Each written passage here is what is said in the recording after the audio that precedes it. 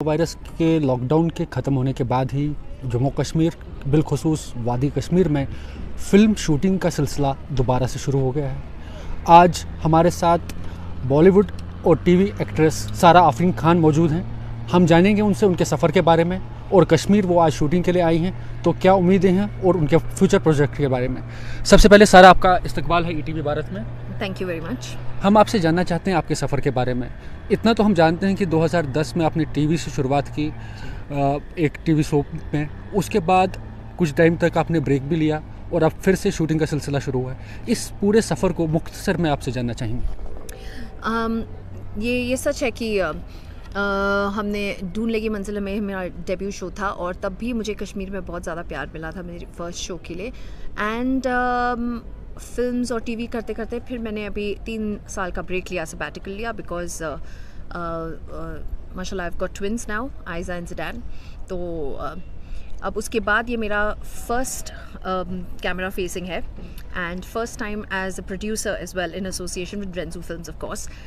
तो ये एक म्यूज़िक वीडियो हमने शूट किया है यहाँ पे और बहुत मज़ा आया। बहुत टाइम के बाद कश्मीर में वापस आने का मौका मिला है, one of my favourite cities, and it's lovely. और शूट में बिल्कुल हमें बहुत मज़ा आया। ब्यूटीफुल सीन्स कैप्चर किए हमने, सोनमार्ग में शूट किया, डल लेक में शूट किया, बहुत अच्छा लगा। सारा, अगर हम आपकी फ़िल्म जर्नी की बात करें तो पहली फ़िल्म आपकी थी सरगोशियाँ, उसके बाद टोटल स्यापा और उसके बाद पे बैक। अगली फ़िल्म कब आएगी? मेरी एक्चुअली फ़र्स्ट फिल्म थी टोटल स्यापा। सरगोशियाँ तो एक्चुअली कश्मीर के लिए बनी हुई थी बिकॉज 80 ईयर्स के बाद फिल्म ओपनिंग हुई थी यहाँ पे। एंड अगली फिल्म अभी देखते हैं जैसे जैसे टाइम चले कैसे है। जब आप सबैटिकल पे थी तो काफ़ी टाइम तक लोग आपको मिस कर रहे थे, तो उस वक्त आप अपने फैंस के साथ किस तरीके से जुड़ी रही? इंस्टाग्राम। सो इंस्टाग्राम में बहुत सारे DMs आते थे कि when are you gonna be back, when are we gonna see you again. तो and now I am back. Sara, अगर हम देखें तो आपकी टीवी सीरीज़ की बात करें तो ज़्यादातर जो सीरियल्स आपने किए हैं वो क्राइम फाइल्स की टाइप से हैं, CID है, फाइल्स है, स्फीयर। तो ये सब आप इंटेंशनली चाहकर आप ये चूज़ करते थे या बाय जो आता गया वो लेते? मैं बहुत सिलेक्टिव रोल्स लेती हूँ। I like powerful roles, something with substance. And मैंने एक बहुत अच्छा ट्रैवल शो भी किया है विच इज़ कही सुनी the myths and legends of India, जो नेटफ्लिक्स में भी था 4 साल। एंड वो इंडिया का ब्यूटीफुल सीन्स देखने को मिला, ब्यूटीफुल सिटीज़ देखने मिली और वहाँ के जो मिथ्स है हमने वो डिस्कवर किए। And then I don't like doing scenes and I don't like taking roles which I am not comfortable about. अभी जैसे आप देख रहे हैं कोरोना वायरस की वजह से मोस्टली हमारी फिल्म इंडस्ट्री जो है उसको थोड़ा धक्का लग गया है। Everything is now OTT platform, Netflix, you know, all Palaji, Z5, all that. Now इस प्लेटफॉर्म में सेंसरशिप नहीं है, तो जो चीज़ हमें ऑफर की जाती है, of course there are some scripts are amazing and I want to do it, but then there are some roles कि मैं comfortable नहीं हूँ, तो मैं भले ही स्लो लूँगी अपना स्पेस, लेकिन मैं वही करूँगी जिससे मुझे खुशी मिले और जिससे मुझे गर्व महसूस हो।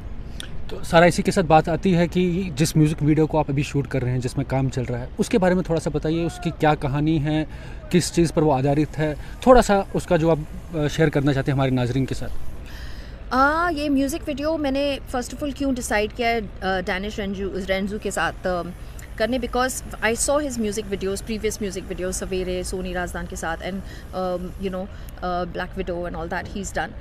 इलीगल उनकी फिल्म है नेटफ्लिक्स में, and I was really impressed by the content.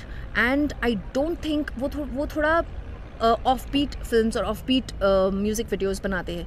तो I thought this is very interesting. I kind of related to him and I contacted him and that's how we are here. He had written a beautiful story about एक लड़की जो अपने relationship से खुश नहीं है और शायद उन दोनों ने डिसाइड किया कि वो लोग अपने अपने रास्ते जाएंगे, तो वो कहीं ना कहीं अपने आप को ढूंढने सबसे खूबसूरत जगह आती है कश्मीर, और किस तरह अब खो जाती है कश्मीर की ब्यूटी में और उस ब्यूटी में वो अपने आप को ढूंढ लेती है। So this is a story in short. सारा, अपनी रिलेशनशिप की बात की, उससे याद आता है कि आपकी अपनी रिलेशनशिप स्टोरी जो है वो भी दिलचस्प है आफरीन खान के साथ। थोड़ा सा अगर उसके बारे में आप शेयर करना चाहें हमारे साथ।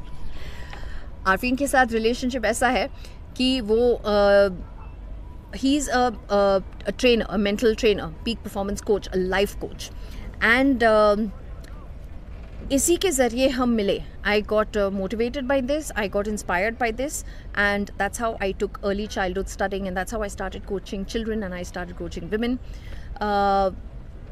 बोलते ना, आपको उस तरह का रिश्ता होना चाहिए जिससे दोस्ती महसूस होए और जो आपको बढ़ावा दे, जो आपको बढ़ाए, स्टैगनेंट नहीं करे, पुल डाउन नहीं करे. तो ऐसा रिश्ता है हमारा. हम फ्रेंड्स हैं, हम पागल हैं, हम एक दूसरे को इंस्पायर करते हैं, हम एक दूसरे को स्पेस देते हैं, हम एक दूसरे को इनकरेज करते हैं. तो ये खूबसूरत रिश्ता है हमारा. सारा, आखिर में आपसे जानना चाहेंगे कि आप इससे पहले भी कश्मीर आ चुकी हैं, आज भी आई हैं, कुछ फ़र्क नज़र आया शूटिंग के लिहाज से, यहाँ के लोगों के बिहेवियर के लिहाज से, या ओवरऑल कश्मीर सिनेरियो को लेकर? फ़र्क नहीं है. मतलब जो लास्ट टाइम मैं आई थी तब सर्दी का टाइम था, वो भी मुझे खूबसूरत लगा. इनफैक्ट ये फ़र्स्ट टाइम है जो मैं गर्मी में आई हूँ, और फ़र्क कुछ नहीं है. तब भी सेफ़ था, अब भी सेफ़ है. तब भी मेहमान नवाजी अच्छी थी और बहुत लोगों ने हमें सपोर्ट किया.